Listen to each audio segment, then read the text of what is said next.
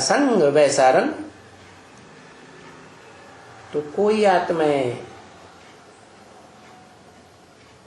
जल्दी आ जाती हैं, क्या कोई देर में आती है,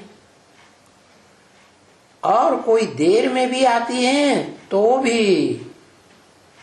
लास्ट में आने पर बड़ी फास्ट चली जाती, क्योंकि उनके जो पूर्व जन्मों का हिसाब किताब है ना, वो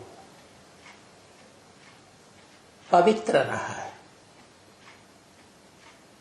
माना उन्होंने सुप्रीम सोल जैसी पवित्रता धारण की है।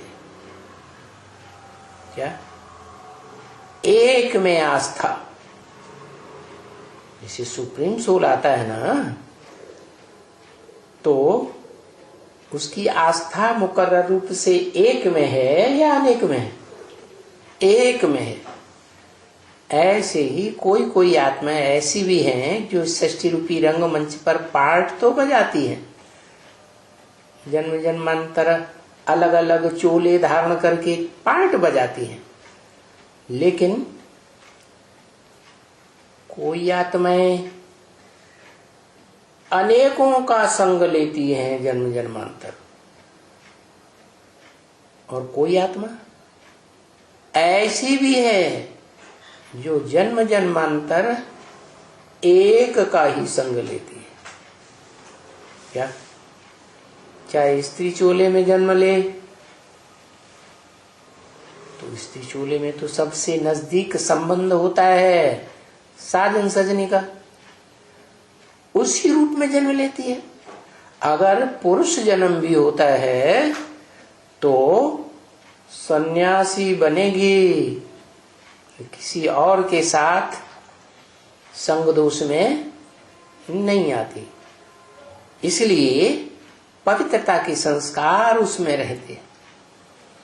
सन्यासी बनकर के भी जो सृष्टि का हीरो पार्टधारी विश्व पिता कहा जाता है,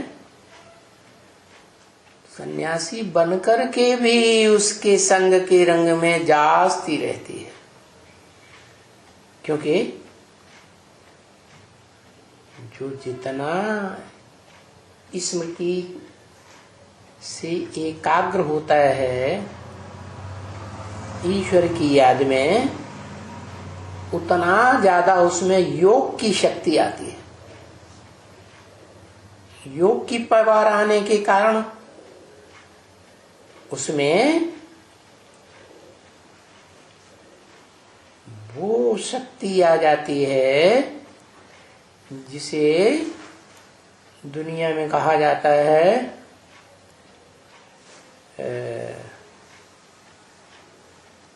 वशीभूत करने की शक्ति। क्या? ये एकाग्रता की शक्ति है। जितनी ज्यादा एकाग्रता होगी उतनी ही ज्यादा इस मनुष्य सृष्टि के प्राणियों को कंट्रोल कर सकती है। जैसे शास्त्रों में गाया हुआ है, ऋषि मुनियों के आश्रम में ऋषि मुनि का वातावरण इतना बुद्धि का पवित्र होता था, वाइब्रेशन, कि शेर और बकरी या गाय एक घाट पानी पीते थे। तो ये सारी बुद्धि की एकाग्रता की शक्ति की बात है।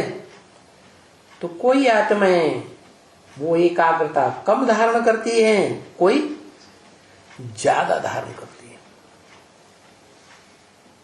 पहले और बाद में आने का सवाल उतना नहीं है।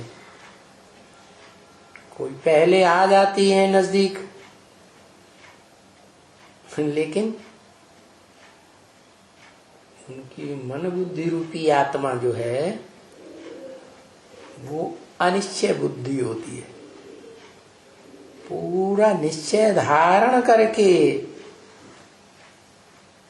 स्थिर नहीं हो पाती। जो उसकी बनाई हुई संगठन है, संस्था है, उसमें आदि से लेकर के अंत तक स्थिर होकर रह सके। इसलिए गीता में कहा है बहुशाखानंताश्च बुद्धि अव्यवसायिनम। माना जिनकी बुद्धि निश्चय शून्य होती है, पक्का निश्चय धारण नहीं कर पाती हैं, प्रूफ और प्रमाण के आधार पर बुद्धि ही ऐसी बनी हुई है, सुनी सुनाई बातों के आधार पर विश्वास कर लिया, अपनी बुद्धि का उपयोग नहीं किया, तो ऐसी आत्माएं निश्चय शून्य रह जाती हैं, अनिश्चय बुद्धि रह जाती हैं, और वो दूसरे दूसरे धर्म की शाखाओं में भ्रमित होती रहती है। बहुशाखा अनंताश्च, उनकी बुद्धि बहुत शाखाओं में जाने वाली बन जाती है। क्या एक में स्थिर होकर नहीं रहती। और जिनकी जिनकी शाखाओं के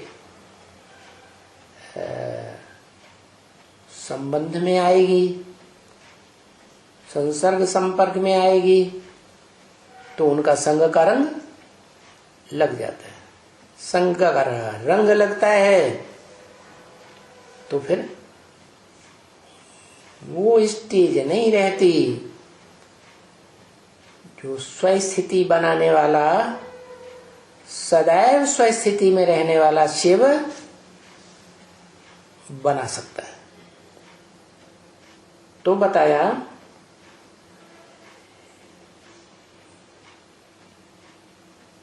कि वो शिव इस सृष्टि रूपी रंगमंच पर आता है तो आत्माएं नंबरवार ज्ञान उठाती हैं, और जितना जैसा जितने ज्ञान उठाया उसी अनुसार उन आत्माओं को एकाग्रता प्राप्त होती है। किसके ऊपर एकाग्रता? एक के ऊपर एकाग्रता। किस एक के ऊपर?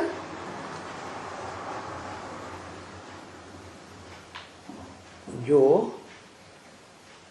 एक ही है ज्ञान देने वाला, बाकी सब अज्ञान देने वाले हैं। गीता ज्ञान सिर्फ एक भगवान ही सुनाता है।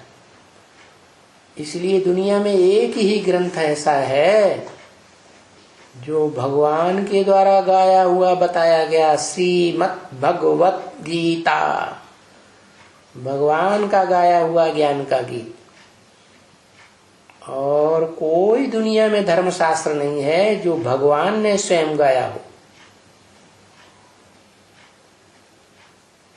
लिखा नहीं है, बरवली मुख से सुनाया है। जैसे सभी धर्म पिताएं आते हैं तो बरवली सुनाते हैं, बाद में उनके फॉलोअर्स जो याद रखते हैं उसका शास्त्र बनाए देते हैं। तो ऐसे ही उसने जो ज्ञान सुनाया, उस ज्ञान को धारण करने वाली आत्माएं नंबरवार परसेंटेज में बनती हैं कि एक जैसी बनती हैं, नंबरवार बनती है।